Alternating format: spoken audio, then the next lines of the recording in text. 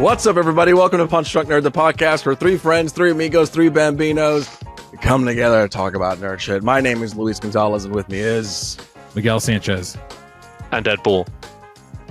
And this week we are talking about One Battle After Another, directed by P.T. Anderson. And then we're going to do a ranking of P.T. Anderson. And then at the end, we're just going to talk about stuff that we're into. Are you into that? Well, if you're into that, then stay tuned. We're about to talk about One Battle After Another. Welcome. Woo! One Battle After Another, directed by P.T. Anderson with Leonardo DiCaprio, Chase Infinity, Tay, who plays Tiana Taylor. Tiana Taylor, thank you so much. Benicio del Toro, Sean Penn, and Regina King, right? Love it. Oh, thank God, I thought I messed up some names.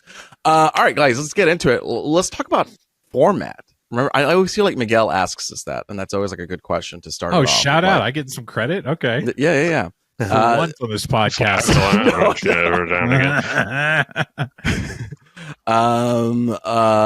IMAX. I saw it. I didn't see it in a real IMAX, but I just thought I did see it in IMAX. But everyone else see it. I also saw it in a not real IMAX, and I just want to say that I miss that format so hard. It's one of the real IMAX. Real IMAX. I'm saying like the IMAX screen here. It's like it's big. It's like one of those like technically IMAX screens, like size screens. You know what I mean? Yeah. But I just like at one point I remember thinking the sound. You know when you're in like an old like Honda Civic and you turn the volume up too much and it like buzzes. You know that's how it felt when I was watching the movie. After they were like, "And IMAX is the best sound on the planet." I was like, all right, well, it's like rattling in my ear. That kind of sucks. But no, I did see it in IMAX. And the only reason I saw it in IMAX is because we had another friend, Josh, who was like, they're fucking kicking one battle after another out of IMAX for Avatar. And I was like, well, let me go see it in IMAX, like to support it one last time. Thank you. Okay. And well, I just I did some research. I guess my IMAX is technically a true, authentic IMAX. Yes, we know this, Ed. This is not some new information. We're jealous. I'm jealous. Okay. I'm sure Luis has access to it too if he drives a little further than Burbank, but I don't have one at all.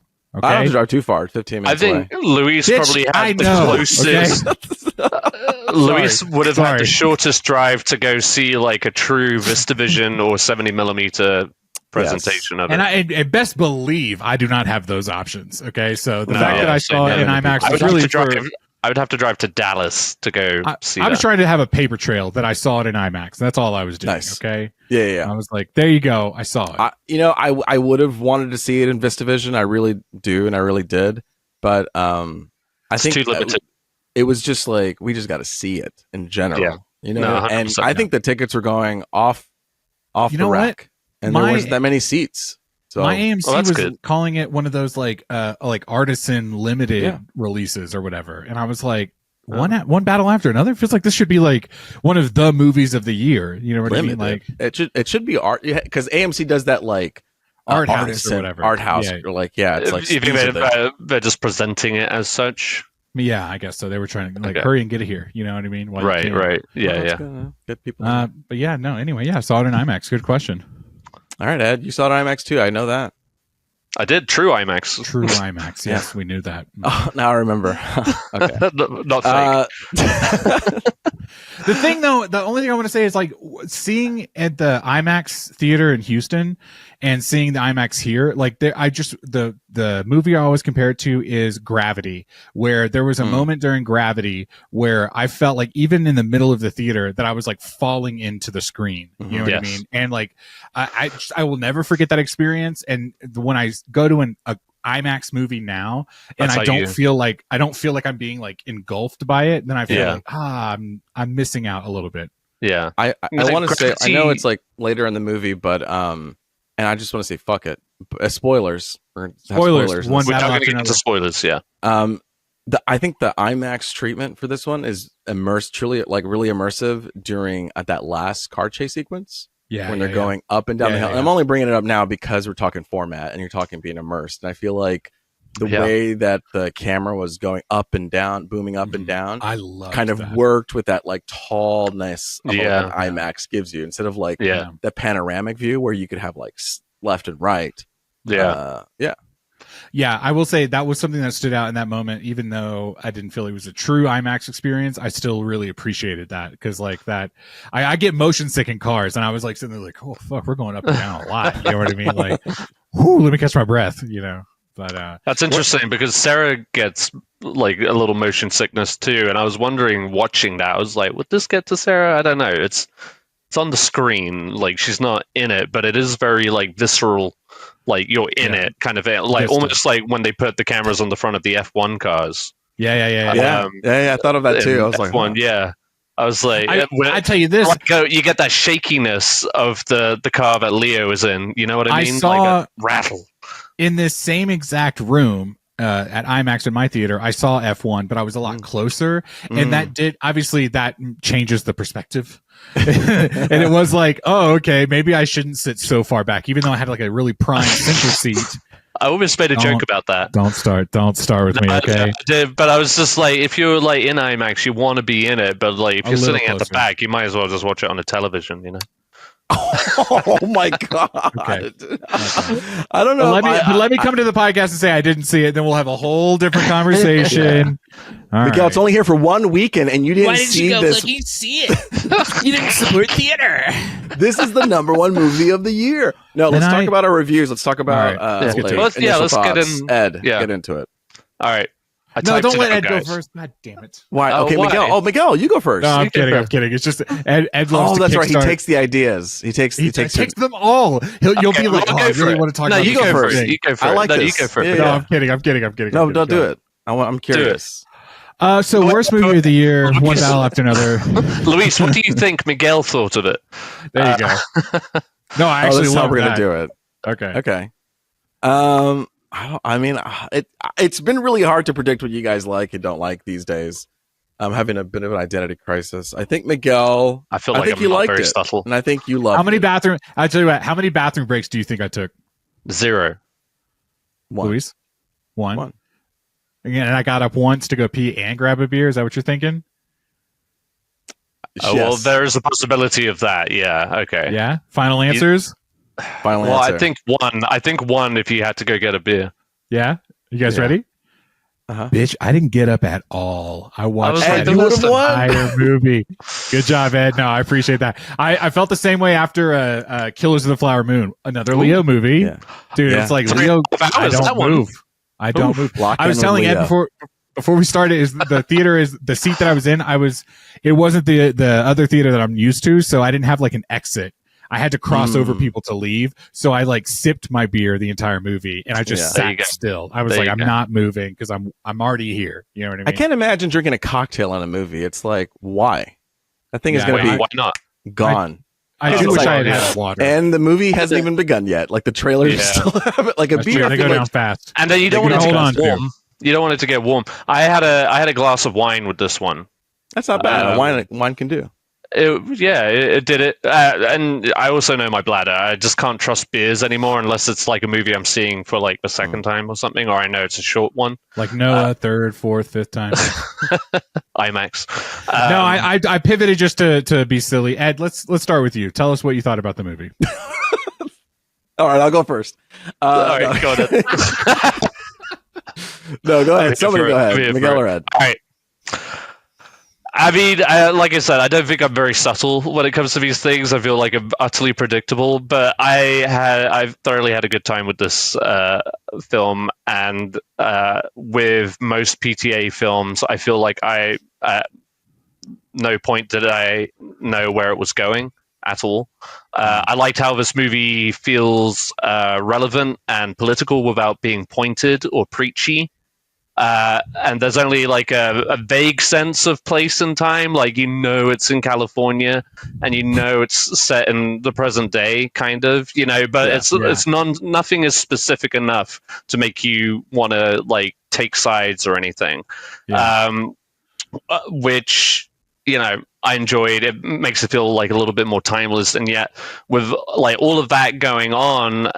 Along with like all the action, and there's like a lot of cool action scenes that I'm sure we'll get into, but like it still feels like a personal drama at its core. I love the ensemble. I mean, you can't go to a PTA film without a great ensemble. I feel like this is equally a top tier performance for Leonardo DiCaprio. For me, anyway, he's played like a father before in films, multiple occasions, but I feel like never quite as convincingly as he does here. I feel like this was like one of his better father performance, and that's just coming from me. I might be wrong, but Sean Penn is, I don't want to say surprisingly good because obviously he's a good actor, but like he was great in this, and Utterly Insane. Chase Infinity was great. I look forward to seeing her more in movies, and Benicio del Toro was reliably brilliant. And yeah, overall, I had a really good time with this film. It's tense, thrilling, and funny. It's a cool blend of genres done in a very PTA way. I really don't have anything negative to say about it. I don't think PTA has made a bad movie in its entire run. I know you feel the same, Miguel. I mean, even if his like quote unquote lower tier movies are like maybe like a 4 or 5 out of 5, you know, they're all good, but then he has like his masterpieces, you know. I feel like this is definitely up there. So I enjoyed it. I had a great time. Ed, what a concise answer, dude. I'm so proud of you. You talked about things, but you didn't like blow through them either. You know what I mean? I appreciate that. I tried to like casualize it as I was reading. I could tell right there at the end. I was like, oh, dude, he's flying through them, you know? I appreciate that, dude. Trying to abbreviate. I'm sorry.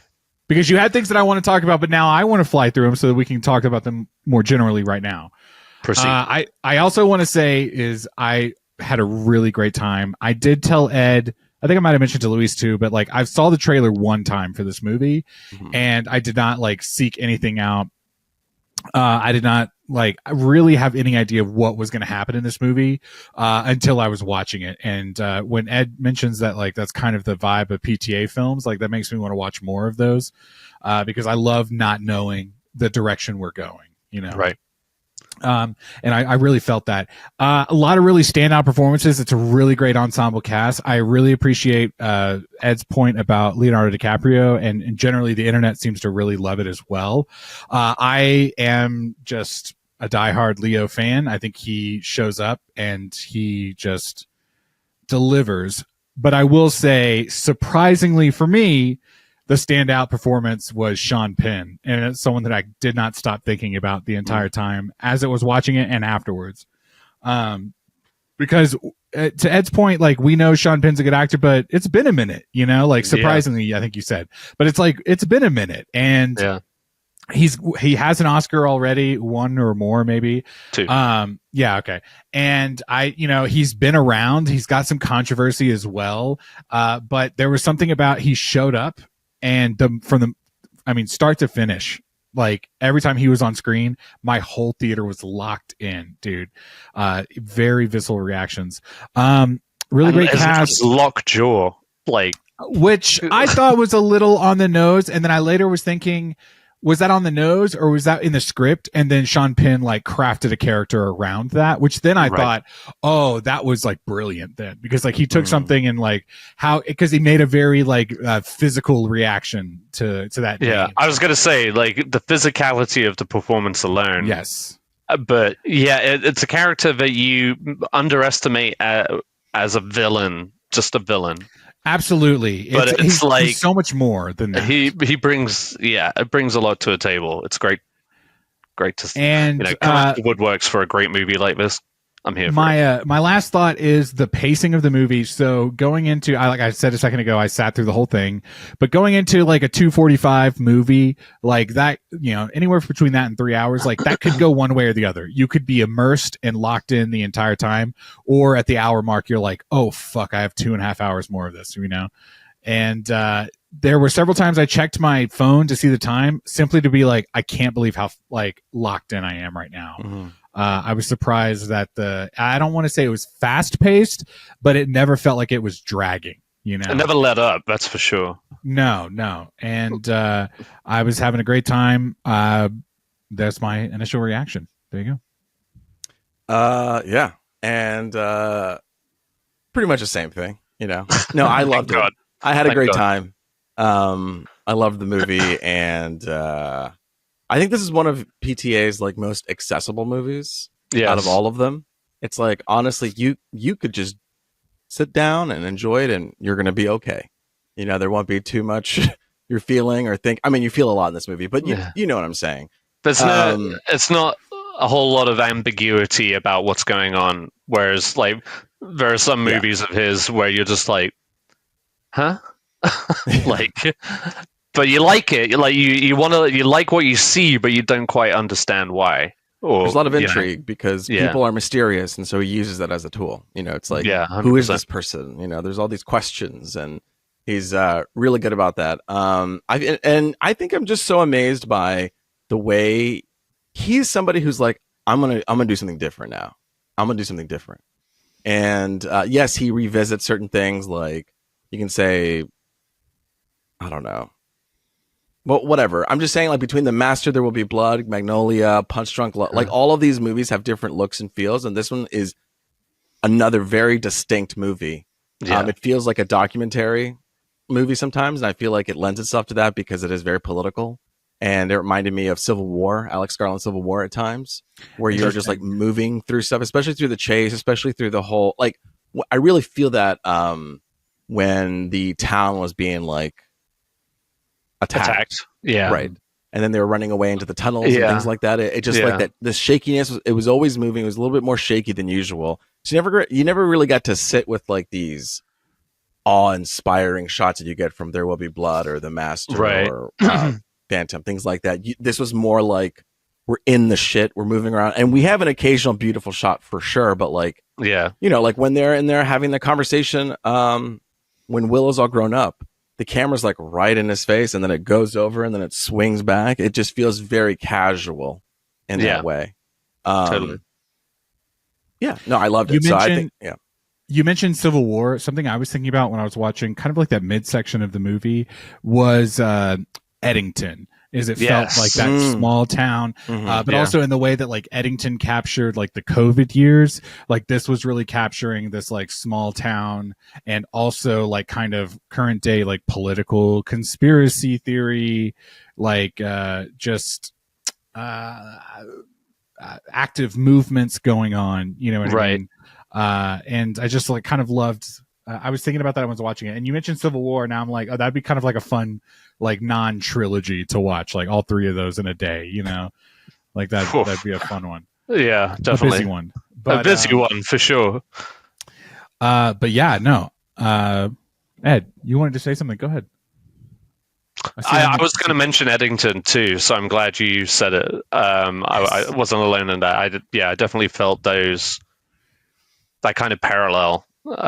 Where you have like a cast of characters who each one is standing up for or pursuing, what they believe in, or to some level, but there's always the human factor. And even though they might declare certain principles or morals and stuff like that, a lot of characters in this movie backtrack on that. Which makes for a really much more interesting. You feel like Willow's friends, they've got it back, but ultimately when it comes down to it, you're being threatened with you're just going to be, you might just give up anybody for the sake of your family or even just yourself. And that you see that trickle down throughout the entire movie. Fucking Sean Penn is trying to become a part of this white supremacist Christmas adventurers club, and he's backtracking because he actually does like black women and had an affair with one, and so he has to literally erase his history. It becomes this whole personal vendetta.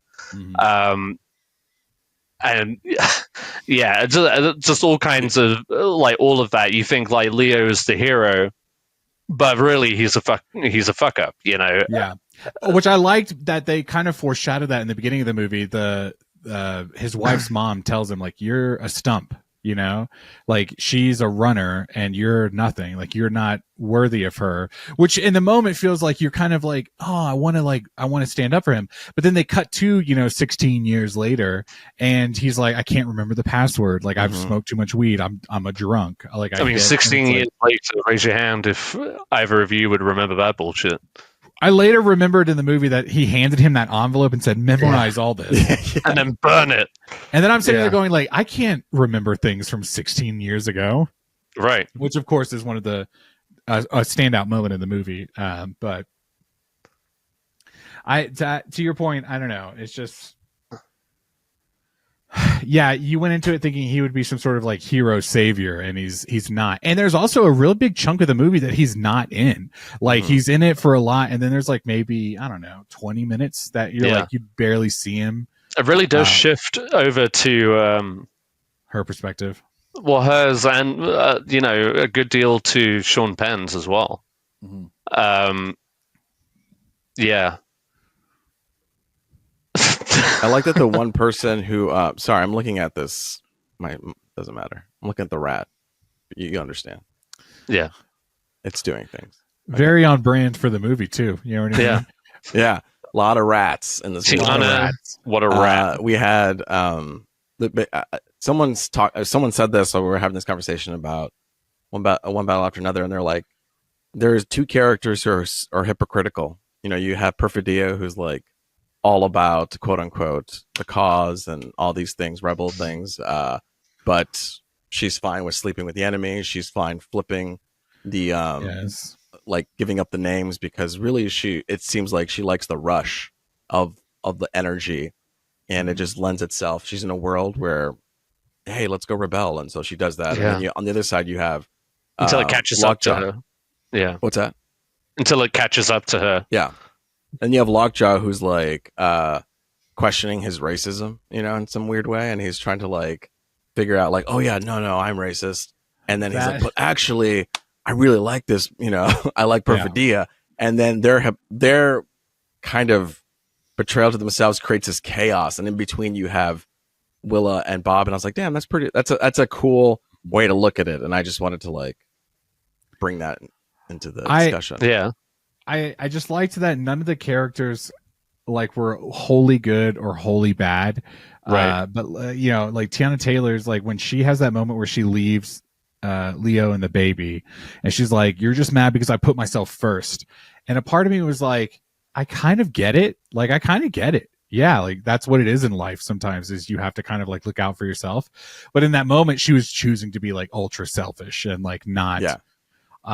And that was the other moment you mentioned Sean Penn, like the whole scene where he was trying to like prove himself worthy of these racists. Yeah, that's when I was like, dude, it's just like these characters like, are not good people. Like a schoolboy. So interested. Yeah, like a schoolboy.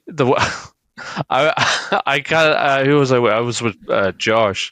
I kind of like leaned over to it. It's like a sequel of I Am Sam. He's just like dressed up like to an ultra racist person.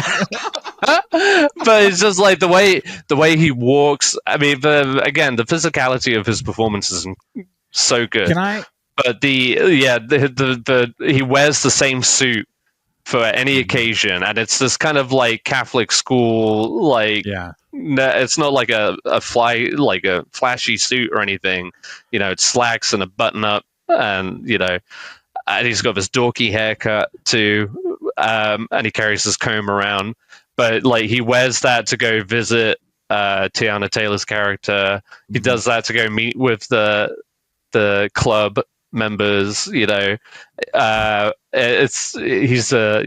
like a little.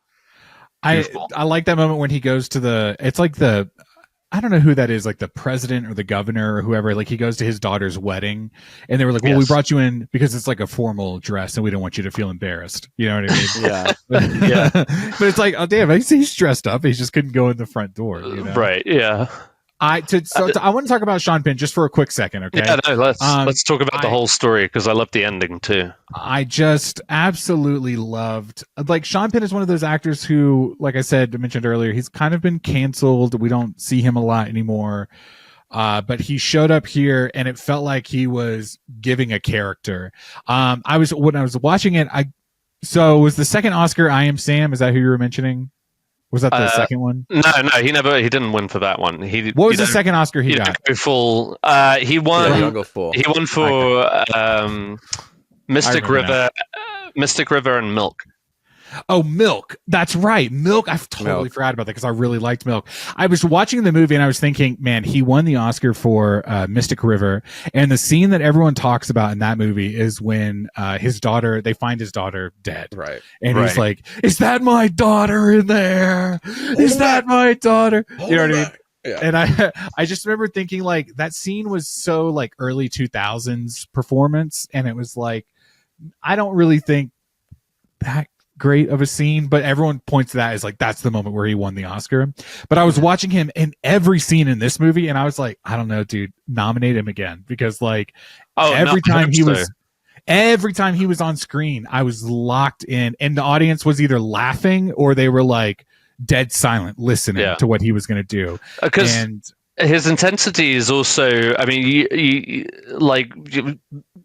they start the movie with him getting like a hard on over being threatened with a gun, but like there is like such an intensity about him.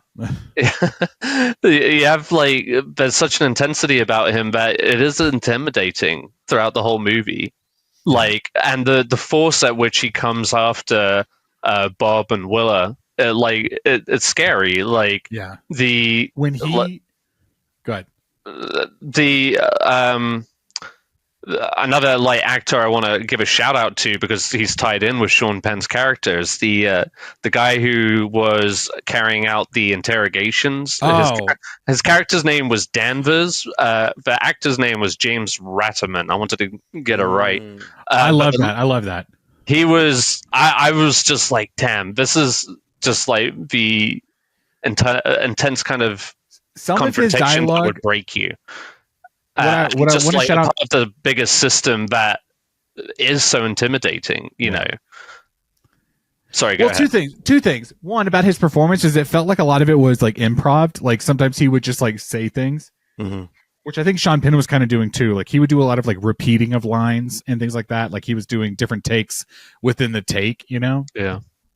But also we talked about earlier about like people giving up on each other, and it's like the teen scene, like the high school prom scene. I felt for those kids because it's like he was like, I don't want to give up my friends, and he tried not to, you know what I mean? But then that guy was like, you know what I mean? Do I look like your parents? Like I will throw you in jail. And he was just like, well, I got to do what I got to do. You know what I mean? Right. Which I think was also like what a lot of the characters were doing in that movie. He threatened that other guy who got taken with, you know, going after his sister or something like that. Oh yeah, yes. The goat man or whatever. Yeah, it's like we don't care how we get it. You're going to give us the information we want. Yeah, exactly. Well, and same with oh god, the other lady who like comes across the girl in the prom, Regina King. Yes, I was blanking on her name. Same with her. Like he just really ran her down too, and it was like, you're gonna lose, you're gonna go to jail, but you could stay alive. You know what I mean? Sorry, it's Regina Hall. Regina King. Hall. Okay, see, I did fuck up. I remember when I was listening on the cast, King I was like, that can't be right. Caught stealing. That's right. Academy Award-winning Regina King. See, this is what's happening. Okay. We're talking about people who are inconsistent. I know somebody who was the most consistent in this movie, and a guiding light, a savior, a joy. He was calm under pressure. It's Sergio, Benicio del Toro. I was going to say, when shit hit the fan, he was so calm. The whole time. He got people going and moving, and as Leo literally was circling and panicking around him, like an electron around a neutron. He kept redirecting him. He kept, hey, here we go. And he's just slowly, and someone made a really good point too that I heard. It's like when he went up to the house, he gives the time to introduce him to everybody in the family. And it's like, all right, you need to slow down. I'm going to introduce to everybody, which allowed even the audience to take a breath, empathize, and just like see, oh, these people are actually humans that are being rallied up or like running away kind of situation. Right. Like, I never considered the pacing as a way of doing that. I mean, now that I say it out loud, it makes sense, but I appreciated that. And Benicio was the vehicle to kind of cheer that end where he was just like, relax, calm down, breathe. And he was able to save the day many times. One of the things I noticed in that scene was they used a lot of like non-actors to deliver lines. Mm-hmm. And also in the way that Benicio would respond to them. It's like, okay, you can tell when a non-actor is like acting and like saying lines, but he never reacted to them as though they were in another movie. You know what I mean? No, he like was straight up with them. He made them feel believable by being like a little less dramatic, like a little less theatrical. Yeah. He was casual the whole way. That feels good though. Yeah, that's a nice, like, you know.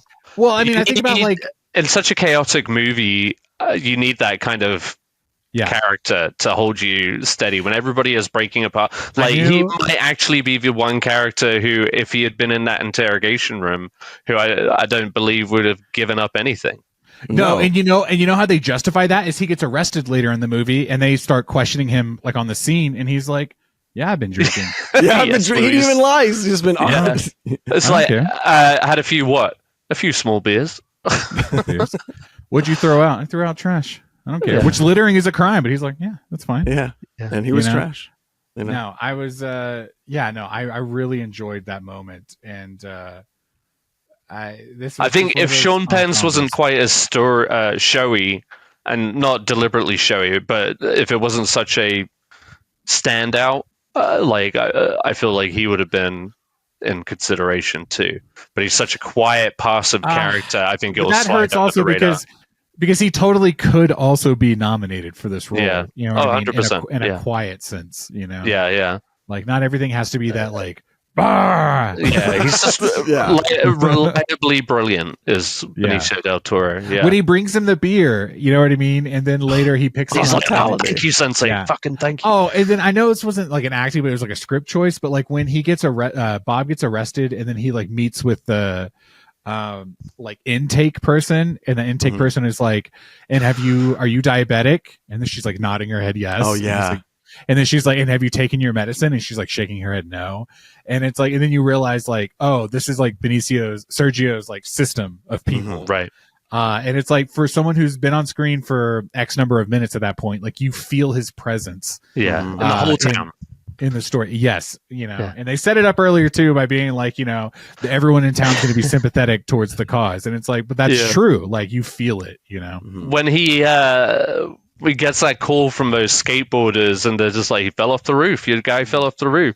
It's like that sequence was crazy. I love that scene. I mean, I was like, why isn't PTA directing a Teenage Mutant Ninja Turtles movie? Yeah. They're parkouring, just the comedy of contrast between them parkouring. He's like, what the hell? And then I see the thing, and then he falls in the tree, and I'm expecting a cut. Let's go to another angle so I can see Leo get up, you know? Nope. He gets up and he's disheveled and he's running. I'm like, whoa. Like, that's when a scene hits it on the levels. It's like, how did they do that? That looked cool. And then you're emotionally tied to him, and his performance is great. And it's just like the background's working. It's like everything is in. And he gets tasered the next second too. Yes, it all happens in one go. I'm like, how did that's? Yeah, that was one of the only things I remember from the trailer is him holding that gun. And so when he fell from the roof without the gun, I was like, oh, now there's going to be a whole sequence with them like getting it back to him. You know what I mean? Yeah. But talking about that parkour for a second, that was one of the shots in the movie where I was like, whoa, that was super stylized. Like all three of them, like they're skaters. You're like, they're skaters. That's fine. I get it. But then they all, like Ninja Turtles, they flipped across the screen like that. And it was like, I don't think they would do that. That's amazing. What a shot. And then him falling. One of the things I took away from the movie when I was in my car, because I usually do this, is I try to practice for the podcast. I know it doesn't sound like it most of the time. But I was in my car and I was like, I think this is a movie where like I don't really go back and revisit a lot of PTA movies, but this is one that I want to go back and see because I spent the entire time just like taking it in.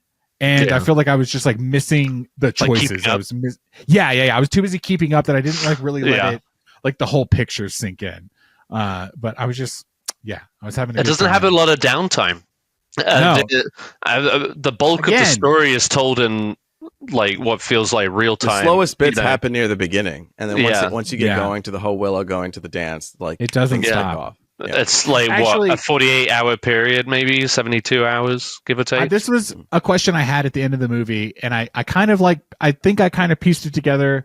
But let me ask you guys this: so they start at 1 year, and then they cut to 16 years later, and that's where the story takes place for the bulk of it. What year did that first part of the story take place in? If you had to guess, like what around the time? What's 16 years from now? So you're thinking it was like present day 2025 and then 16 years like 2010 or whatever, 2009? Yeah. Well, no. It'd have to be earlier than that. Okay, yeah, well, I was thinking like early 2000s. Well, let me tell you this. Here's the one thing that made me pause, and it was one of those things where I just could not stop thinking about it, is they took a selfie with her when they arrested her and she was in the wheelchair. They like took a phone out and they took a selfie, a front facing camera selfie with her. And I was like, well, what year is this? And then in my brain in that moment was, oh, okay, we're going to jump forward in time. And whatever time that is going to be beyond the present day. It's going to be like 2030 or 2032 or something like that. And then it was like, but then they gave them an iPhone at the end, and it was like she was explaining the iPhone to him. Mm-hmm. Yeah. And I was like, well, what year was it when they first started? Right. And that was something I just was kind of holding on to. I was curious about your thoughts. Yeah, because the first iPhone came out in 2006. And so... Okay, and then I was thinking, okay, like 04 was when they came out with the... No, not 04, sorry. The iPhone 4 was when they first came out with the FaceTime. And it was like, okay, well, was that an iPhone 4 or whatever that they were using when they took her photo? And then I just couldn't stop thinking about that. Yeah. Yeah, there you go. All right. All right. Well, that was the one battle after another. I was just blown away by that time period. I was like, okay, I don't know if that's 100% accurate, but it like sold the story for what it was in that moment, you know? Yeah. Well, like I said, the because it's so non-specific, I mean, yeah, there are those like certain details like the phone and the selfie and stuff, like kind of places it in a certain period of time. But again, it's not relating to specific events or anything, like, which keeps it far more open. Yeah, it almost feels like this is like an alternate universe movie. Yeah, in some weird way. I was going to say like it's bleeding timelines where you're like, it's more so just like getting the audience to understand the action and less about being like true to the time, right? Know? Like almost like a dystopian future, or like not too distant future kind of thing. Like, this could be the result of what's going on today, kind of deal. The only other thing I'm going to bring up about that one shot with the selfie is I want to talk about Tiana Taylor in the beginning of this movie. And I want to talk about something that kind of fucked me up. Okay. She's militant. She's sexual. She's like selfish. She's putting herself first. All those things I get 1,000%. Okay. The thing that fucked me up is every time we zoomed in on her face, is she had that like one eyelash that like went above her eyelids. Now, don't get me wrong, a look. All right. That bitch was serving. Okay. But the entire time I was like, you know, like when you see someone with like a nose ring or a lip piercing or an eyebrow piercing, it's almost the same thing, but it was like an eyelash, you know? Right. And the entire time I was like, then I kept being like, is it the only one that grew, or did we trim the other ones and that's like a purposeful thing? It's an extension. An extension, right? Because later you see her and it's gone. Right. I think what's happened, but freaks me out. You bring up a good point too, because I feel like that was a very 2000s kind of thing. I feel like I remember seeing like, I don't remember that at all. No, but I feel like I've seen something like that where it's like, you know, just a singular one, but those are extensions and they just like, you know. Yeah. Because and I get that. Do you? This isn't like necessarily a negative. I understand why they didn't, but I was just curious to see what your thoughts were. And they do kind of bring her back at the end through like a letter, obviously to Willa. But were you surprised that we never saw her again? A little yes, a little no, but kind of in the way that like Leo says, the entire time I expected her to walk through that door and it was locked the entire time.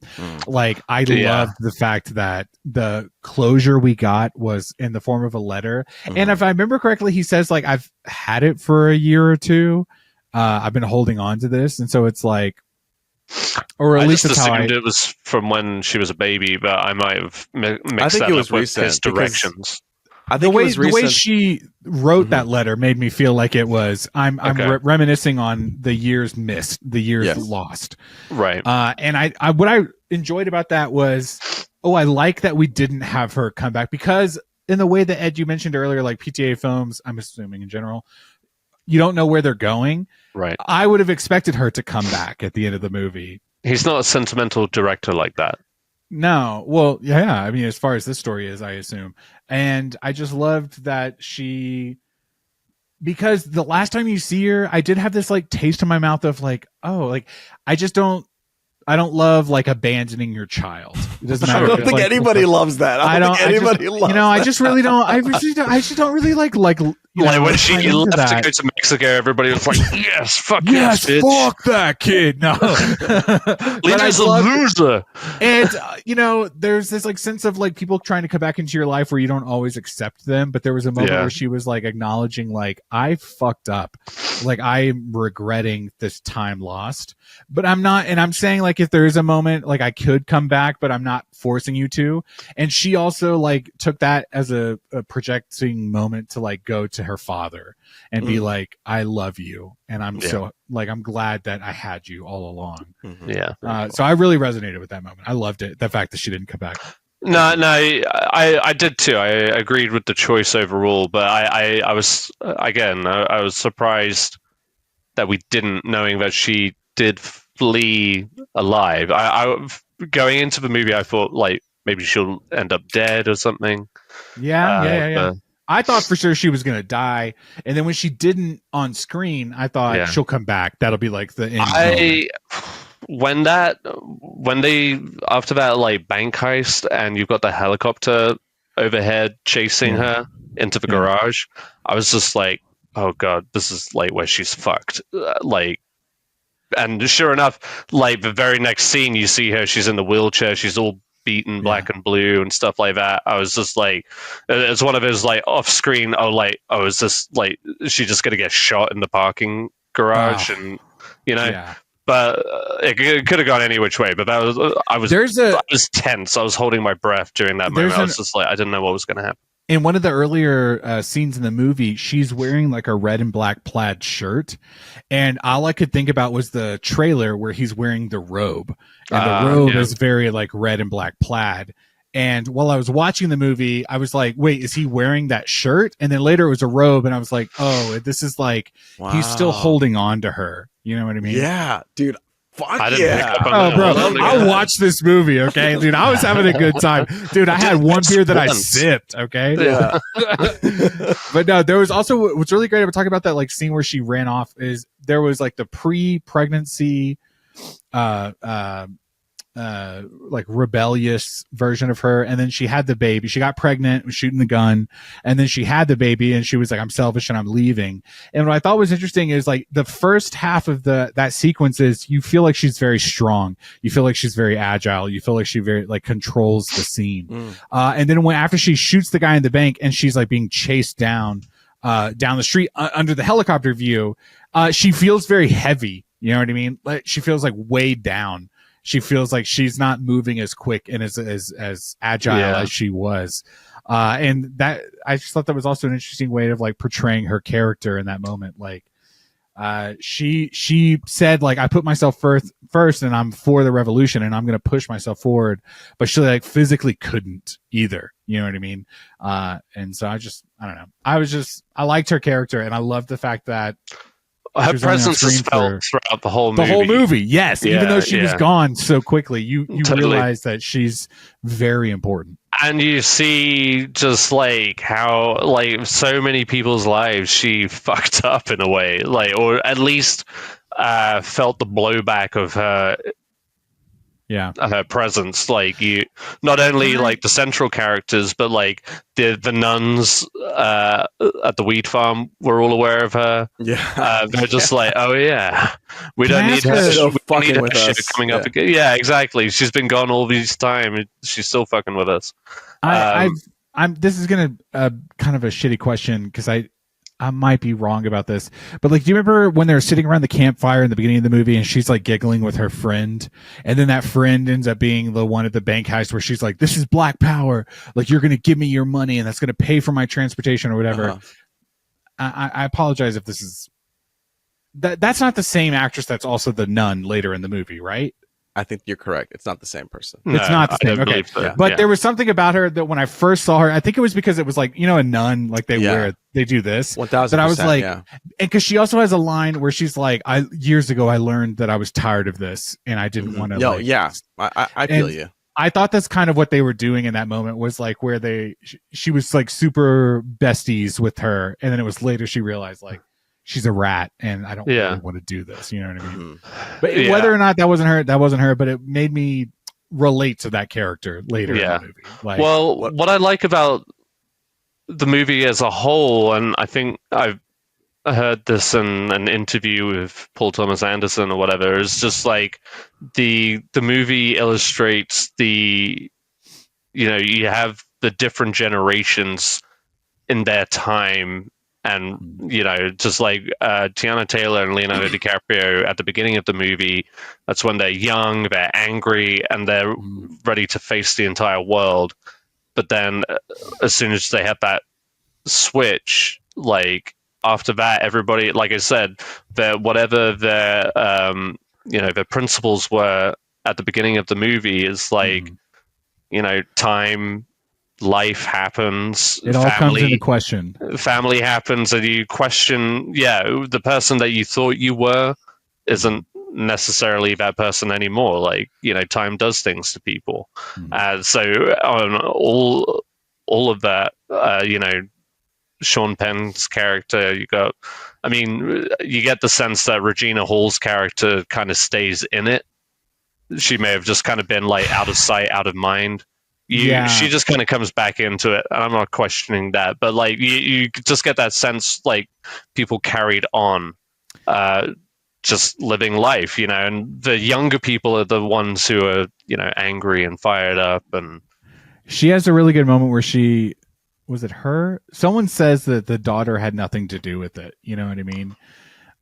Which I think that was Regina Hall in that moment. I might be wrong, but I also think that was like juxtaposed to the nun being like, I gave up a long time ago. And I feel like that was her arc, was like, she was right at the edge of like giving up of the whole thing. But she saw it through, and then she got arrested. And then she was like one of the only ones that like actually like saw jail time at the end. You know what I mean? Like, I don't know. I thought about her a lot. This was one of those movies where I just like did not stop thinking about the characters after it was over. Yeah, and I was like, wow, we made a lot of choices, and I don't think there was a bow 100% on the end. No, only again like the core personal story between Leo getting his daughter back at all costs. Even if like she made it happen. I think they also made choices right at the end that I was like, oh, I don't know if that's like the smart choice either. Like, he spent the entire movie being like, you don't get a phone. And then at the end of the movie, they were like, oh, and now they have iPhones. Yeah, I didn't understand that part. And he's like taking selfies. But what I read into it was...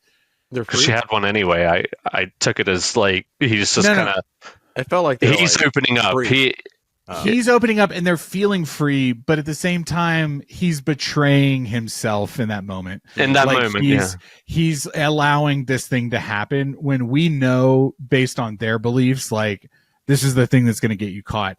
And then she runs off to a protest that's 3 hours away because she's like, now she's feeling emboldened, and we've already learned like this is her spirit based on her, like, I don't know, family or whatever. Mm-hmm. And at the end of the movie, what I felt was, we're about to see like things happen again. You know what I mean? Just like and see the cycle. The cycle, yeah. That's how I interpreted that moment. Right. At the end. Sure. Yeah. Damn, that's beautiful. I did like the end. Talking of the ending real quick, I loved how, like, talking about putting a bow on it, I thought Sean Penn's demise was hilarious. I was cracking up when he died. The look on his stupid fucking face, was staring up at the ceiling vent. I was just like, with like the skin graft because he'd been shot in the face. Yeah. So there was a moment right after he Leo picks up his daughter in the car and they drive off. I remember looking at the time and being like, I think according to the credits, there's like 30 minutes left in the movie at that point, which could be like credits and this and that. But I remember thinking, and then when he showed up in the very next scene later, I was like, oh no, this is the one battle after another. Now they're going to have a whole scene with him. And I loved the fact that it didn't go that direction. It wasn't what I was thinking. And it was a much more subtle end, but also very he got fucked by the very people he was trying to be a part of, his own people. I think it's also a huge contrast of the way that they kill. Yeah. Look at the rest of the movie. Everyone's getting what I thought blasted in the face, running and gunning and firing. He got it lucky. Mocktails. He got it nice. And here, like the top rich people of the Christmas, the Illuminati. You know what I mean? What was it? They were called the Christmas Club? Christmas Adventurers Club. The Christmas Adventurers Club. Here, the Christmas Adventure Club, and the way they kill is just they send out orders and then they gas people, and then they're like, it's just like, damn. But I thought it was interesting. They have what do you call it? An oven ready to go. What do you call those? Like a crematorium or whatever. Crematorium. But I thought what's interesting about this movie is they presented racism at such like a high intense level, but like ultra clean and ultra precise. And it wasn't like they ran around the entire movie saying the N-word. You know what I mean? Like they didn't like talking about villains with like Sean Penn also. Like they didn't give them the boogeyman mask. They were wearing Lacoste or whatever, like the alligator on the vest. You know what I mean? Like they were really clean. They were really precise. Offered pancakes on the way to the meeting, kind of deal. Exactly. They're people. They're people. Yeah. They're just real. Don't you know it? They're just like real life people. But I mean, it's true. They have to go to a mall, but they go to Yes, exactly. And like when they brought him into that office, and it was like, oh man, like a whole headquarters for racism. But then you're like, oh, it's even darker than that. You know what I mean? And that's what I loved about this movie. It was nothing felt. I said it a million times. Too on the nose or anything. No. Like even if it wasn't being subtle, it was still, if anything, just like true. Like you were saying, Louise, is just like they were real people. It's just like accurate depiction of how these things would play out. The action sequences feel true and down to earth, gritty. Like you've got Leo DiCaprio in like this really shitty rundown car. He doesn't know where he's going, that's just the high speed. He doesn't even save her, really. Yeah, he doesn't shows up really at the end for comfort. Emotional support. He was there right, but also by luck. By luck, yeah. I mean, it just kind of like as far as like high speed car chases go, it's so fucking well done in how simple it is. Yes. And just how it manages to raise that tension just by the emotional drama, like in the grander scheme of things. You're just like, you want them to find each other. They're constantly missing each other just by a hair. He's doing his best to keep up, but she's got put in another car. So that really, how do you figure that out? There was a very real moment where I thought she was about to blow his fucking head off. Yeah. As soon as he came around the corner, there were so many. Yeah, no, the ending was exceptional. And I also want to talk about the Johnny Greenwood score because I thought that was great. I've been listening to it nonstop. As I know you have, Miguel, since you watched it yesterday. But just it's very Johnny simple. Greenwood, one of the members of Radiohead. Yeah. He's been scoring for PTA since There Will Be Blood, I think.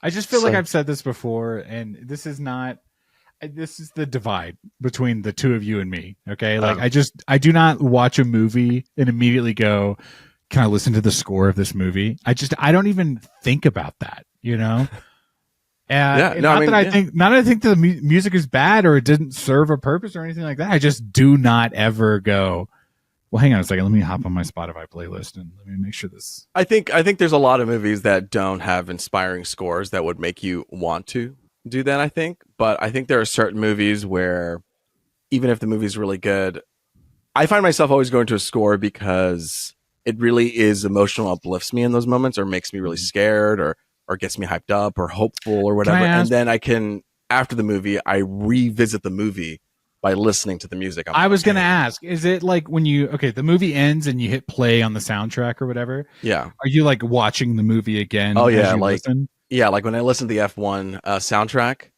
and it kicks off with the first track F1 and like boom, boom. And then you're going like, oh, yeah, I'm back in that world.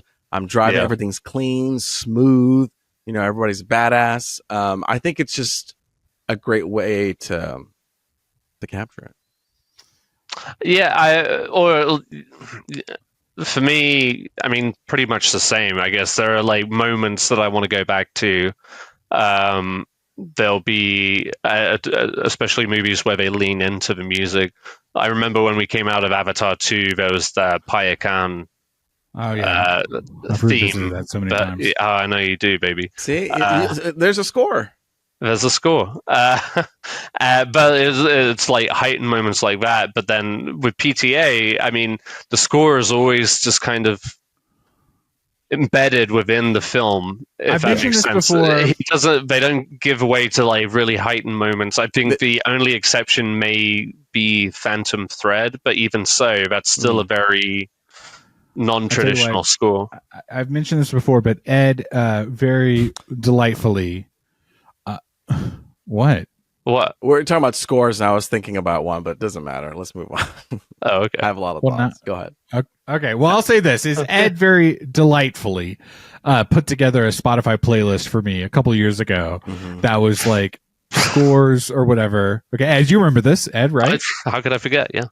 And now I'm sitting here thinking is maybe we should just like have Ed and Luis collaborate and just put together a couple of like playlists where it's like, hey, here's all the PTA scores. Here's all the, you know what I mean? Yeah. Like, like Hans Zimmer scores or whatever. And like, here you go. Here's the content. Okay. I feel like, different approaches and things like that. I feel like for you, what I would want to do to bring you into the sound. Say it. Cult here. I would want to start an album with movies that you've seen. Okay. Maybe a good amount. And I wouldn't want to add any like extra movies that you haven't seen before. I think that's kind of what Ed did with that playlist. I'll share it with you. It was a blend. It was definitely a blend. I tried to go off of things. It was a give and take. Yeah, I knew. Yes, exactly. I knew exactly what you were familiar with, and then that would bleed into something else that was. So one of them that I go back all the time is that Light of the Seven or whatever of Game of Thrones. Oh yeah, like, and I was like, yeah, I loved that moment in the show. Banger. You know what I mean? It's a banger. And then he also put on Top Gun Maverick, and I was like, well, I fucking love that movie too. You know what I mean? So Interstellar, Put the Batman score in there from Tim Burton for you. Well, let's calm down. All right. Whoa, you got a problem with that score? What? Whoa! Could you imagine? Yeah, like I'm done. We need to talk on the side real quick. All right. Well, anybody else want to say anything further about One Battle After Another? The whole audience cracked up when she called out his tight Sean Penn's tight shirt. It's like, oh yeah, that was a good line. Gay, if that's what you're implying. Yeah, what I was going to like, say, I think face too. I think I mentioned it, but he got a lot of laughs in this movie. This movie was a lot sillier than I thought it was going to be. And one of my biggest laughs, the ones that I was like to myself, was like, "That's so funny," is when Leo like pauses at the crossways and he can't decide which way to go, and he talks to like the fruit stand, and he's like speaking in Spanish, which is dope. And then they were like, "Oh, he went that way," and then he like repeats it in Spanish, and he like whistles at him like, I was like, I love this movie, dude. Yeah, man, Leo's so good in this, like, without being too over the top. Like when he was smoking outside of the school, I was just like, "Is this what I look like? Do I look like this?" Hey, let's stop the podcast for a second. Let's talk about that. Oh man, but yeah, no, he was great. It's great. Yeah, Check it out now in theaters. One battle after another. Obviously, you've seen it because it was a spoiler episode. If you liked it, let us know in the comments or whatever. Please share your thoughts. Yeah.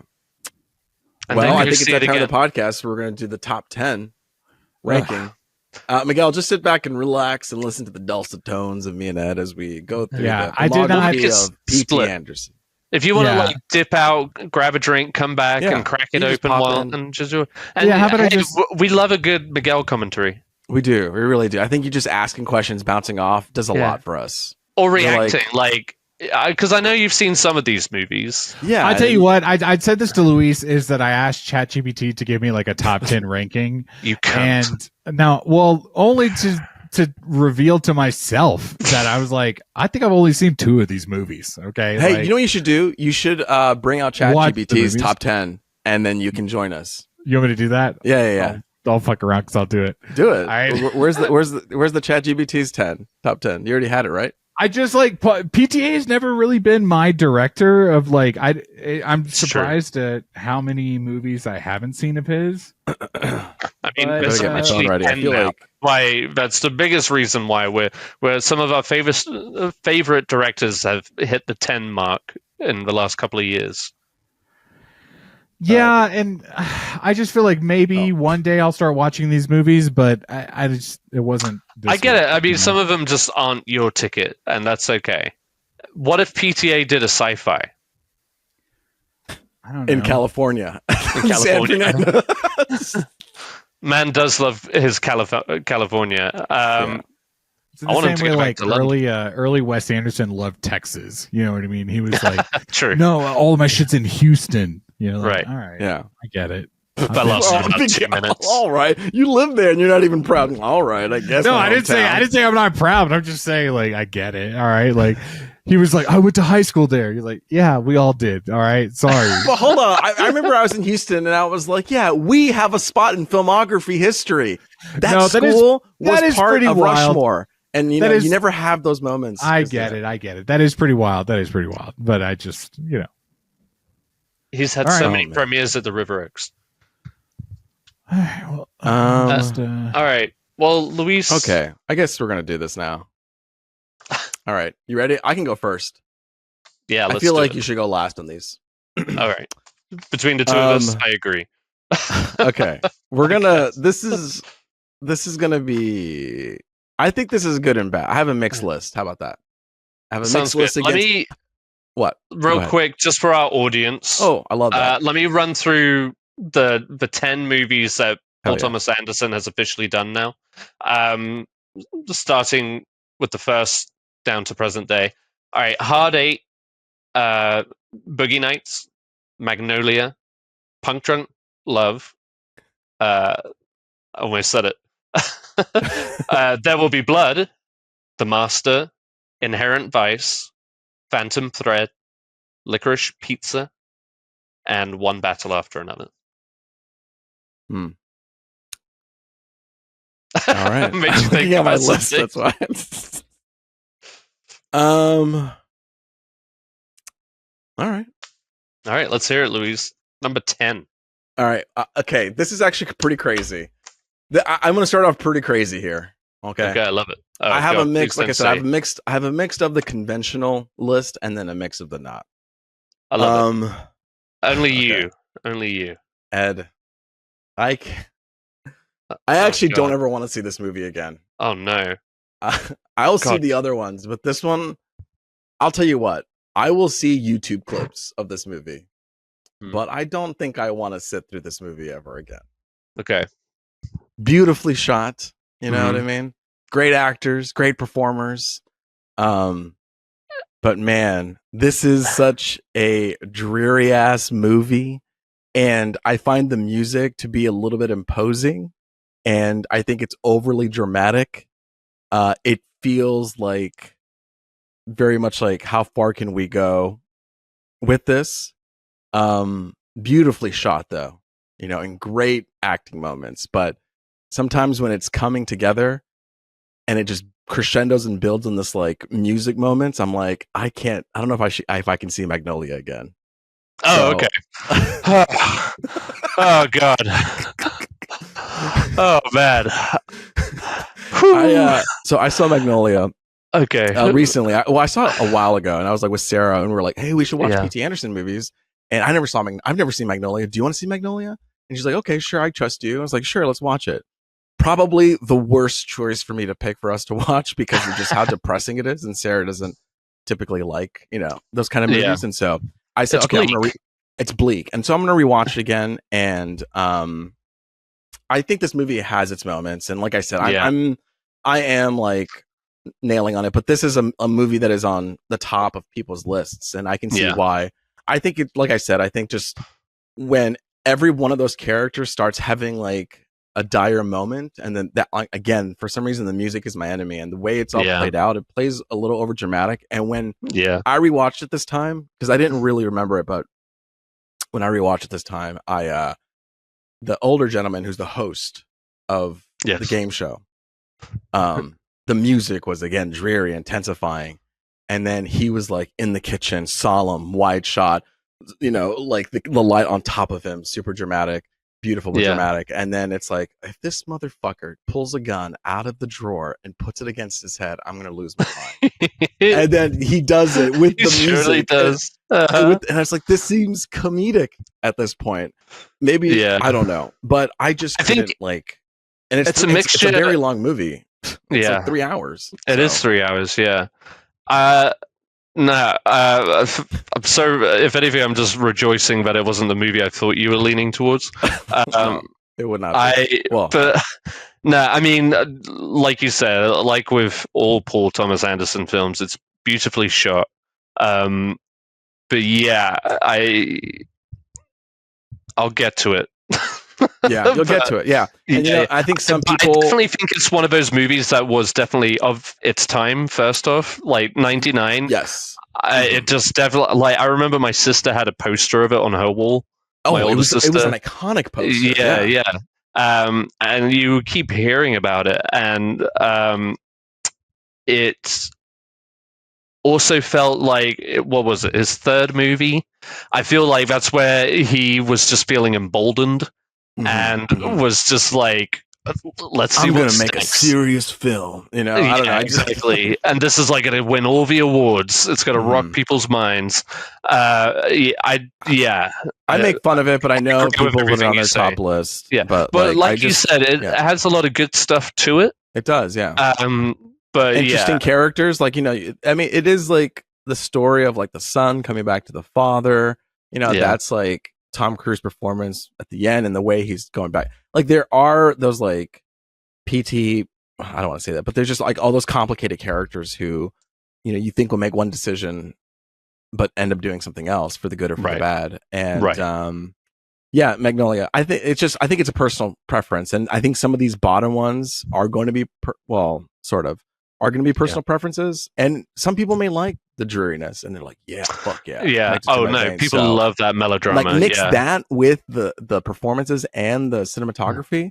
I mean, that could soar for you if you like that stuff. I will. I've only seen it twice, literally all the way through. The second time being leading up to this, and there's a lot I kind of forgot. But yeah, I 100% agree with what you said about the music. Fucking peeing. Okay, we can get to it when you talk about it. We'll get it. But all right. Good one. Great. I'd agree. All right, so my one is a little bit more recent. It's one that I enjoy. Like I said, I don't think Paul Thomas Anderson has necessarily made a bad movie, but there are just some I feel less strongly than others. Licorice Pizza was just kind of a enjoyable, funny kind of comedy, but it just felt a little aimless for me rewatching it recently. I was just like, I like it, but I don't love it. I don't love where it goes. I don't love how it ends. And not like I hated how it ends, but it's just like, okay, that was nice. It's a very kind of straightforward, I mean, it's complicated in the sense that obviously there's an age gap between them, and they're, deciding, like, do I grow up? Do I not grow up? Do I stay with my people? Do I not? And so there is like that coming of age question, but it is more straightforward. Yeah. It's a straightforward, and then surrounded by all of these kind of like gonzo characters at the same time. You know what I mean? Yeah. It's just like, I mean, like with any Paul Thomas Anderson film, it's just like a vast ensemble of like the Chinese restaurant owner, like, and stuff like that. It's just like these characters that you stumble across, and it's like, why? But and Sean Penn in that movie too, like fucking enigma. I don't know what he was about. He played like the older actor who did a screen test with. Oh yes, that's right. Yes, Alana right. Hyde. Yeah, and he rides the motorcycle. Yeah, and it goes up like a couple inches, and that was yeah. It's just like, I mean, but I mean, one thing I'll give it to him is like anytime he does like a period piece, like this, Inherent Vice, Phantom Thread, like they feel of that time. Like you definitely feel. If anything, my favorite thing out of Licorice Pizza was surprisingly Bradley Cooper. I loved Bradley he was Cooper in the trailers a lot. I feel like whenever they showed that, they really, but he was a riot. So yeah, Licorice Pizza, my number 10. All right, my number 9. Is surprisingly enough, I've been gone for so long. Okay. We're at number 9. Were you always there? The way I went and lived a whole life between now. Okay. All right. I'm going to be on mute, but I'll watch. Okay. Go ahead. All right. Well, my number 10 was Magnolia, and Ed's number 10 was Licorice Pizza. All right. My number 9, Miguel knows this movie for sure. He's like, Luis, when are we going to watch this movie? Unfortunately, it's my number 9. It's Hard 8. It's his first movie. Yep. And I think at this point, I'm enjoying the movies. Like, I'm not like, I'll watch them again, and I find them nutritious. Nutritious for what they give me, and so I think I don't know. I don't want to say too much. It's just Hard 8's my number 9. Do I have to say much about it? No. That is also an easily accessible one. It's like a easy caper. Who's the actor? The lead actor? I feel like you said his name before. The old guy? Pod. Yeah. Philip Baker Hall. There you go. Dude, how did that get in my brain? I love it. He's great. Brilliant. Excellent. He's, and I'm always surprised by how much, what's his name? John C. Reilly is in serious movies. I'm like, again? You're in another serious movie? And I guess you make it work. But his 90s, man. It's all serious. I couldn't believe it. Yeah. So yeah, Hard 8. Oh, well, I was gonna say this is what I was gonna say about Hard 8. I keep forgetting. I think this is one of Gwyneth Paltrow's best performances. Yeah, totally. I love Gwyneth Paltrow's performance in this. I was like, damn, you are acting. You are like in it. I can't even tell that you're acting. That was like right for me at least. You just seem so natural about it. Right. Yes. Believable. Yeah. Absolutely. 100%. Well, I'll just skip right ahead. My number 9 is also Hard 8. So perfect. There you go. All right, my number 8. I always forget Samuel L. Jackson is in that film. Yes. It's like, damn, this guy Samuel L. Jackson gets in on everything. Yeah, he's just has he not touched? Up and coming director. I'll take it. Has he worked with PTA since? Remember? No, Scorsese. Yes, he was in Goodfellas. Goodfellas, that's right. Okay. Yeah. Okay, good. Damn. I would love to make a chart of movies that he's been in. Oh man. Like directors, like the great what great directors has he worked with? Because I feel like out of anybody, PTA, out of any actor, Quentin Tarantino, Scorsese, he's all done. He needs a good Nolan. I know. Can you imagine? George Lucas himself too. Hey, fucking Avengers, like just that's a ranking in itself. Oh boy, Samuel L. Okay, my number 8 is going to be The Master for me. Wow. All right. I think the movie is very beautiful. Yes. And you know what it is? This is a very personal preference for me. Yeah. When it comes to like cults and these type of things, it seems like I'm not discovering anything new kind of thing. It's like, I get it.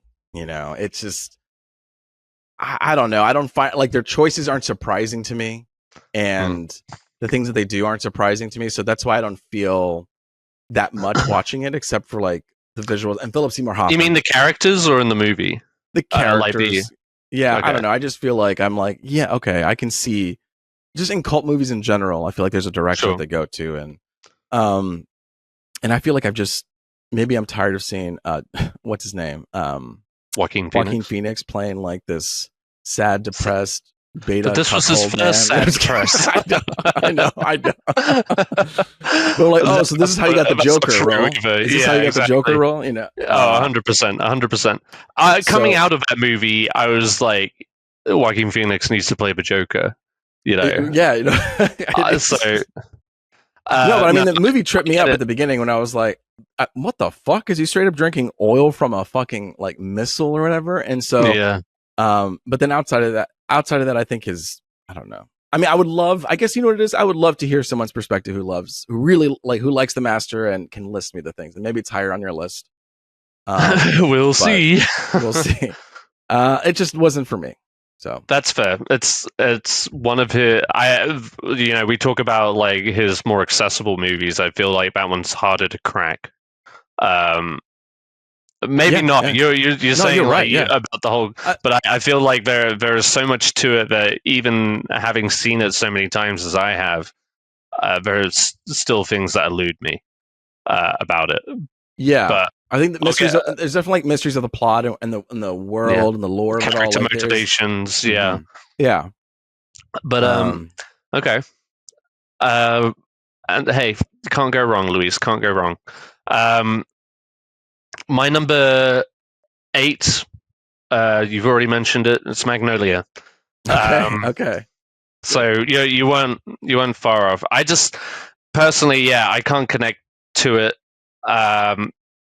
Having only seen it twice, but it was like more, like it stood out to me more, just like how I didn't connect to it, and I think it's just a little too sprawling, a little too ambitious, without really, I don't know. It just, again, like really good performances. It's got a great cast, but like you were saying with the score and everything, it's so overly dramatic. Yeah.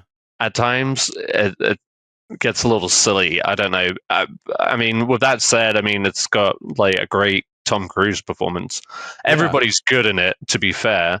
But yeah, I think it is just like 3 hours, very just like intense. And I think it's like and I think it's a creative story structure too. At some point in the movie, it's like everything is revolving around that kid show.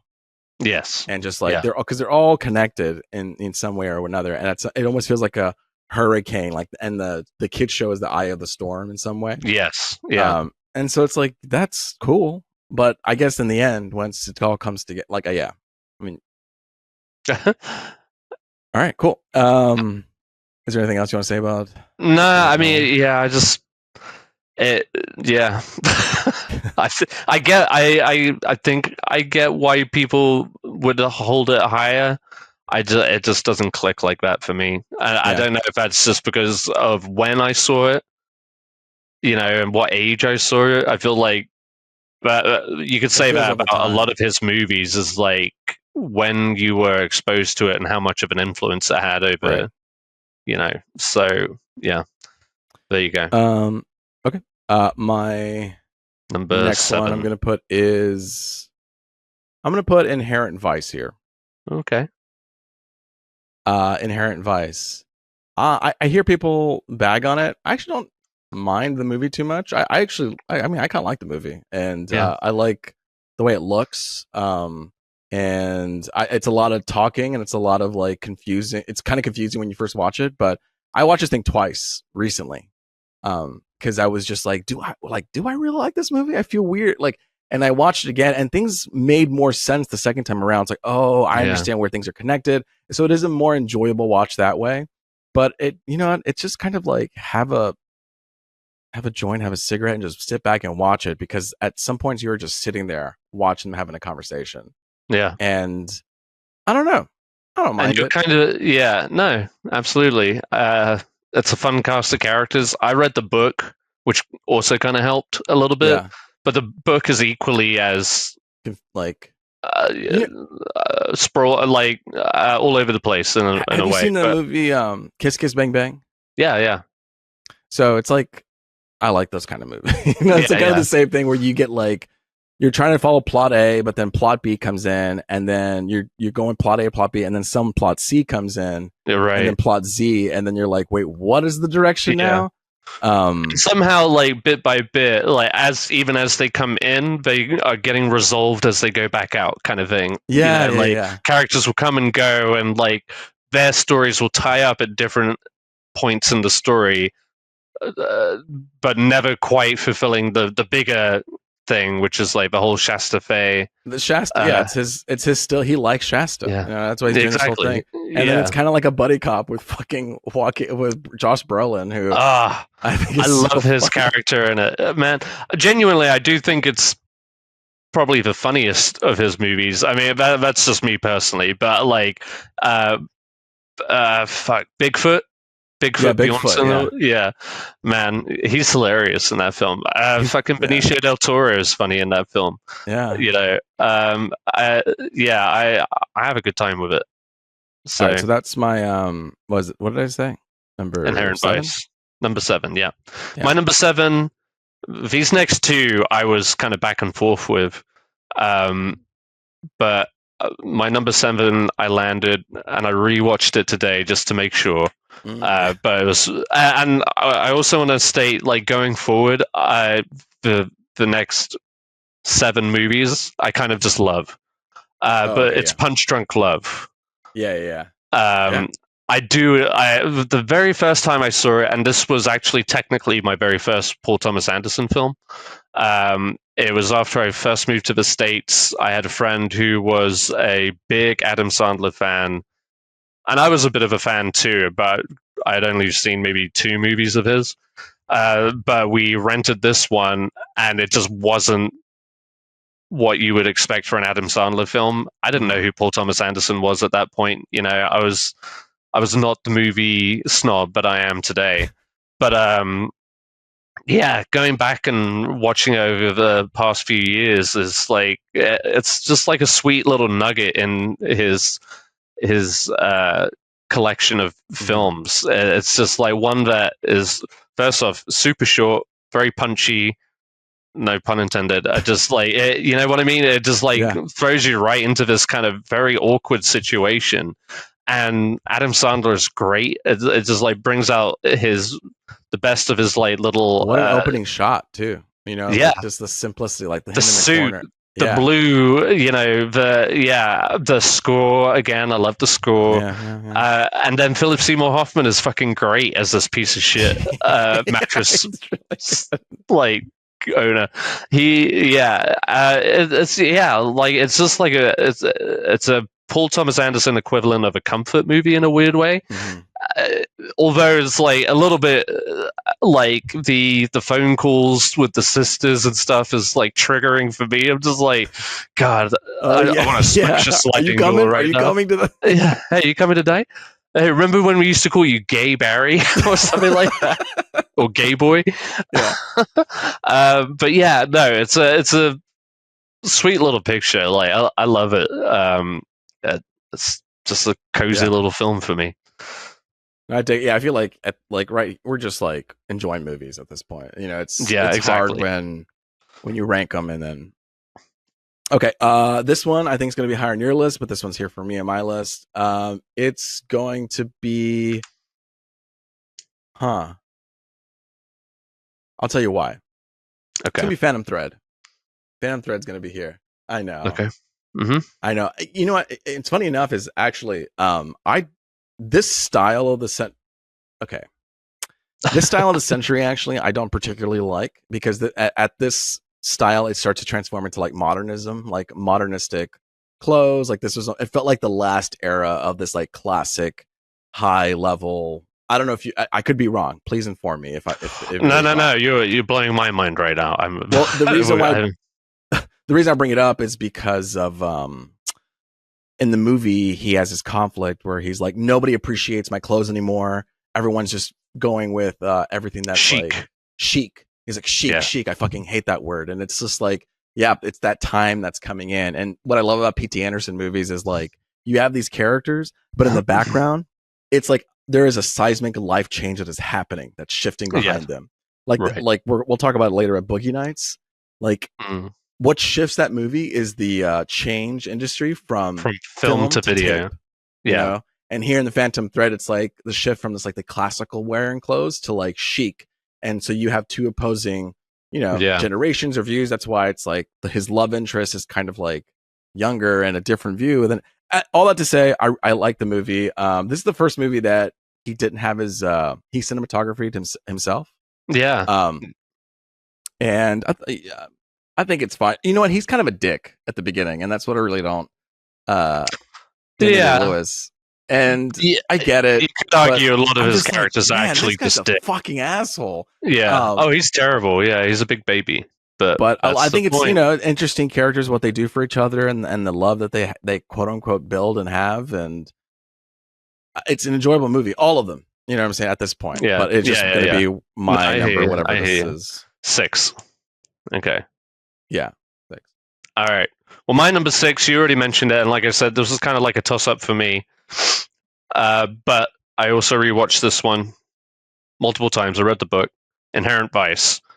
It just I feel like it is underrated because of how dense it is, but I feel like, yes, it is stronger on repeat viewings, which shouldn't be the case with movies, but just it kind of unlocks and connects the more you watch it. And I appreciate, because there is a lot of babbling, but like it is in the context of everything that's going on, and the more you pay attention, you realize, like, I mean, and it is a movie that you can just, like you said, smoke and chill out to, but at the same time, like, if you do give it all that attention, you see how everything kind of connects, or like this thing that happens over here is kind of what sets off that, or reminds him of this thing over here, and it all comes together. But it's a wacky, funny 70s like little.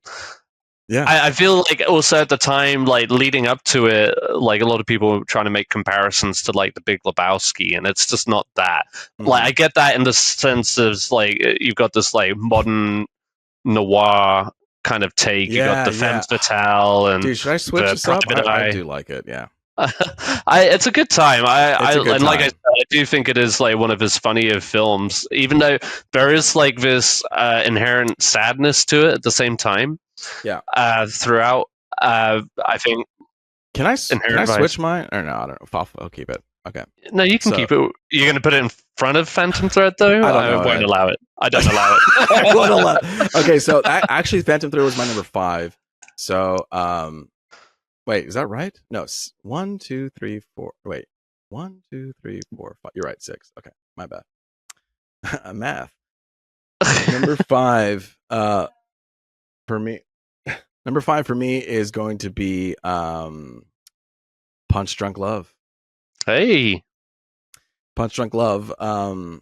It's got some really cool, iconic looks and shots. Man, when they come and they meet at what was it? Were they in Hawaii? Yeah. And they have that shot, and people are passing by while they're in the middle. It's like, the poster. What a great looking shot. It's oh my god. It's so funny, and the whole plot of it all, how he gets caught in between it. Philip Seymour Hoffman's amazing. It's funny, and it's heartfelt. So I'm a sucker for that as well. So and they're a pair of weirdos too, which you kind of like about it. Yeah. They're like that scene where they're in the bedroom together, and he's just like, I just want to beat your head with a fucking hammer and like gouge your eyeballs out and squeeze your eyeballs. And it's all very kind of sensual and sweet the way that they're saying it, but it's like violent. I mean, and then I love at the end of the movie there, because they're facing, like, iconic shot of them together, and then at the end of the movie they're she had his back, and then he had his hands on the piano or whatever the fuck it's called. I just like the visuals of it all. Okay, that was my number 5. All right, well, my number 5, coming in hot, fresh out the theater. It's One Battle After Another. I think it will probably go higher upon repeated viewings, if I'm being honest, because I really did enjoy it. I think it's practically perfect. But I wanted to give, it's not fair to the other movies if I just throw up to the top. You're not wrong. You're not Yeah, wrong. So at least one of us. I think, but it comes in strong. It made an impression on me, and like I said, I anticipate it'll climb higher the more I see it. But yeah, for now, I'm comfortable right at number 5. Yeah. Okay, so my number 4 is going to be Licorice Pizza. I have this. The bottom movies, it's like, oh, I don't like that. Now where it's like, well, I actually like these kind of movies. Like, I don't know, something about this reminds me of like The Sandlot, just like this coming of age of these kids in this era in the 70s or 80s. This was in the 70s. I like the cinematography. I like the grade, the look of it, the feel of it, like just the film look of it. I think it's just like an easy watch for me. And it's just like an enjoyable thing just to like throw on the TV. I don't mind the dynamic. I think it feels very much like ping pong ball between these two characters where they're trying to decide where they are in life. Yeah. And they have to make these silly decisions, and I love that it's Philip Seymour Hoffman's kid that's in this thing. I do too. And thank God he just turned out to be actually a good actor, I know. It's like Philip Seymour Hoffman is in so many of his movies, and it's like you still find a way to get the Hoffman energy into your movies, regardless. It fills that void for sure. And he is really good at it. And Alana Haim, that was like her first feature role, I guess. But yeah, they were both really good in it. Like, I'll put on this and Lady Bird at the same time. I'll have a back-to-back movie watch of this kind of. There you go. High School Generation. Okay. What is your number 4? My number 4. It's Boogie Nights. Yeah. I think it's just like it is such a solid film, and it drives me nuts that it was only his second film. It's just like, dude. So like we've talked about like tracking shots and how superfluous they've become and stuff like that, but like genuinely, like this is like a tutorial on how to do. It feels very much like when I watch it too. It's like it's impossible because you think of him, but like Martin Scorsese. Yes, you see that it's like I'm getting hard Scorsese energy coming here. And not to say it's bad or good, but just like that's what's unfortunate about when you have like such a great filmmaker ahead of you. Yeah. Kind of like blazing the trail for you, and then when you do it, it's like unless you're doing that or something better, just don't bother. If you're just doing it to do it, super cool. And I agree. Again, I'll spoil it now. I'll say this is my number 4. So we can. Oh, really? Or no, my number 3. Number 3. All right. So I mean it is technically Goodfellas in the porn industry almost. It's like all my life I wanted to be a porn star. But it also ends up being like a sweet, and that's the great thing about all of his movies is like there's like a more emotional core, more simple emotional core in the middle of it all in this weird world that he creates. And this is like a family film at the heart of it. It's like this family that came together who go through the shit and do terrible things to themselves and people around them, but overall they overcome it. And they continue on their journey together, which I kind of love about it. It's very sweet in that sense. It has some like wild sequences, like the drug with Doc Ock. What's his name? With Alfred Molina. I love him in this. He was funny in fucking Punch Drunk Love too. I forgot. Alfred Molina was like the store manager. He's like, I can't keep giving you money. Why? He's like, I keep. No. What movie is this? Oh, I'm thinking of Magnolia. He was in Magnolia. Yes. Yeah. Uh-huh.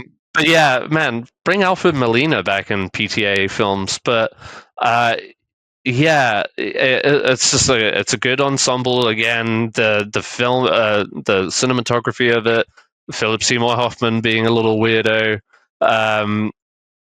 John C. Reilly being a goofball. I love John C. Reilly in it, and Mark Wahlberg is really good in it. Like, if you had to pinpoint like a handful of those Mark Wahlberg movies, like this is one of them for sure. He's just so good. Like, crazy because Leo was supposed to potentially play this role, and you can't picture it now, because Mark is so good in it. Mm-hmm. But yeah, no, it's a fun film. You can't. I feel like this is like a very like rich, full of characters.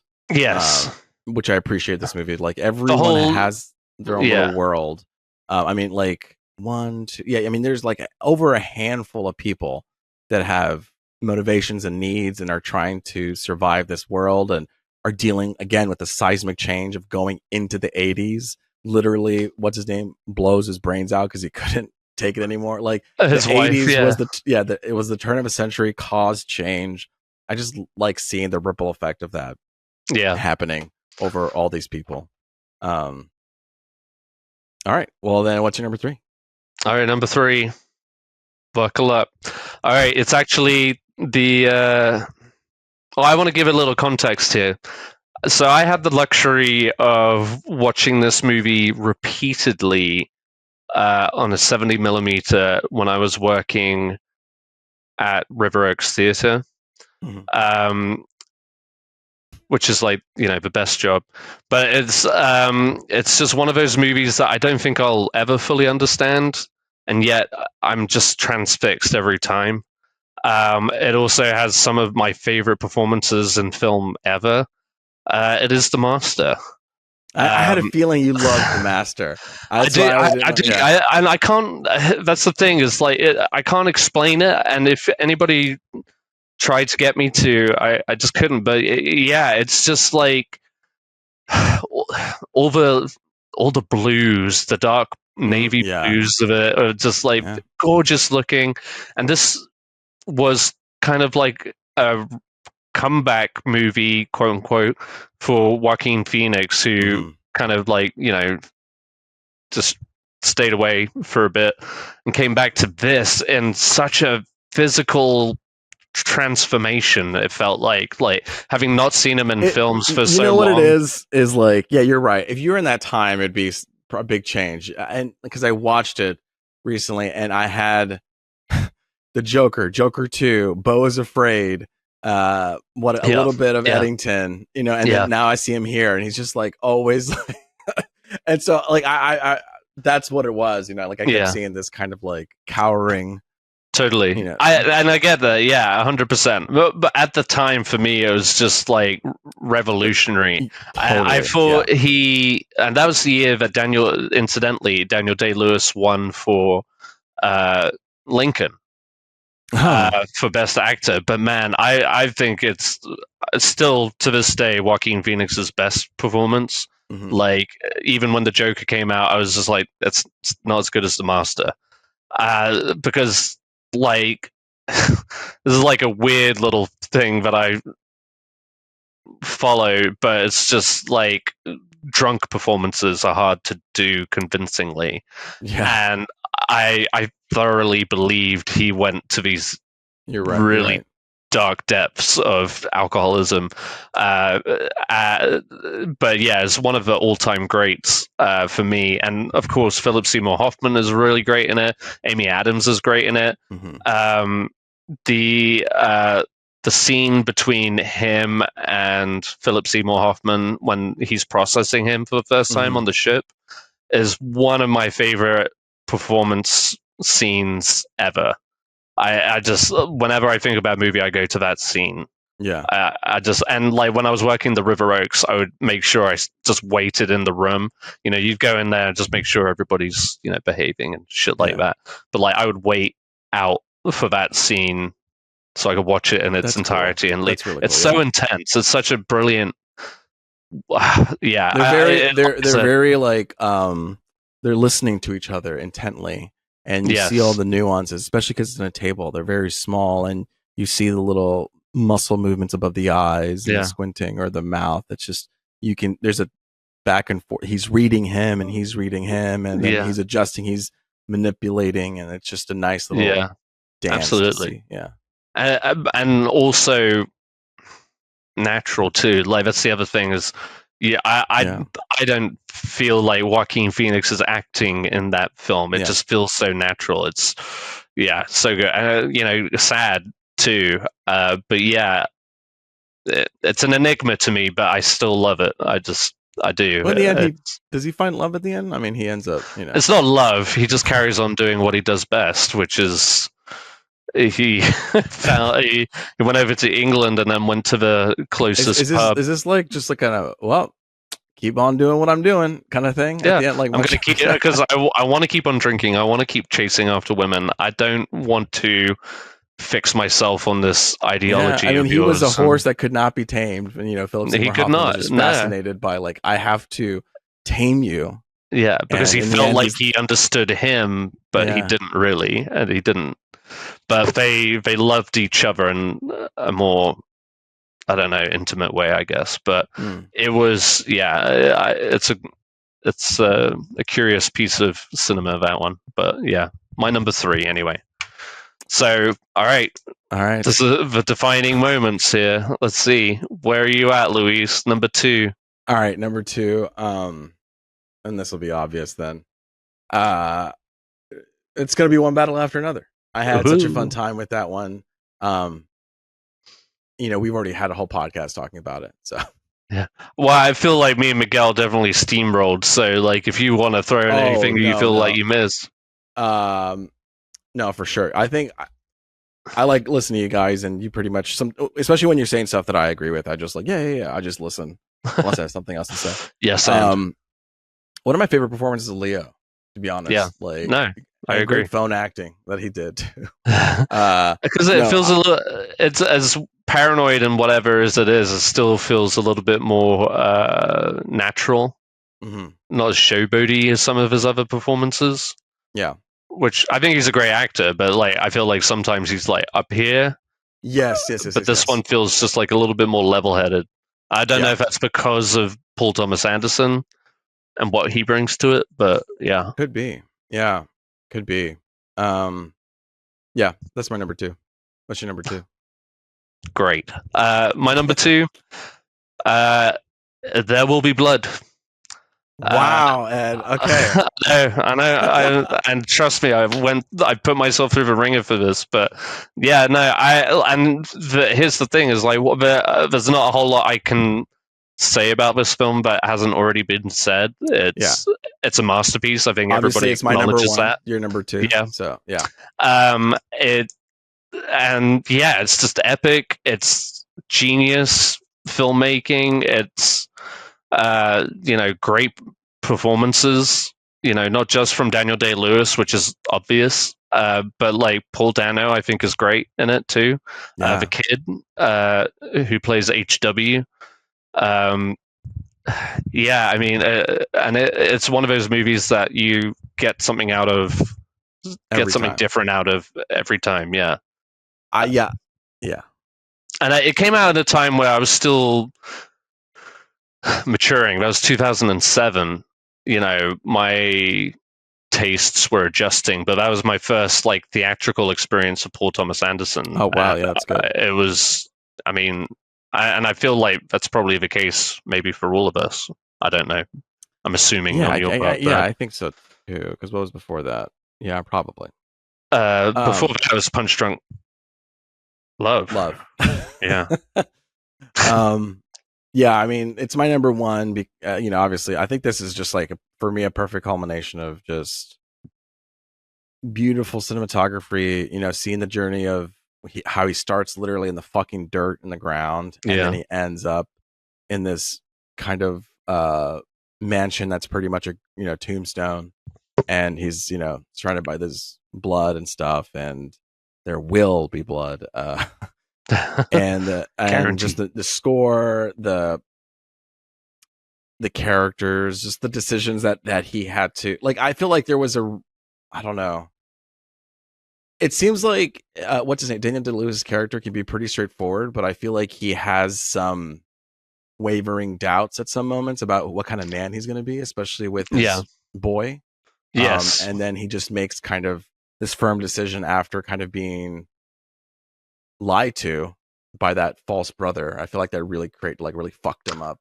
Yeah, 100%. And then already losing his son because of the accident. Yeah, which he did not take lightly, and just like something you would expect someone to do that, and you start seeing the crack of like, oh, this guy's kind of a dick, in that aspect of the son. And then also seeing the dueling, what's it called, bluffing that's happening between Paul Dano and Daniel Day-Lewis and Daniel Day-Lewis and other people, Yeah. No, there will be blood. So yours, I think, is Phantom Thread, right? I knew it. I had a feeling too. It was either going to be There Will Be Blood or Phantom Thread. I know you like Phantom Thread. I adore Phantom Thread. I know you do. And I've watched it 3 times at least this year alone, and I fucking adore it, man. I fell in love with this movie at first sight, basically. Yeah. I didn't know what it was going to be, like as I've mentioned before, but I was just like bewitched by it. It's possibly, in my opinion, the most beautiful movie I've ever seen.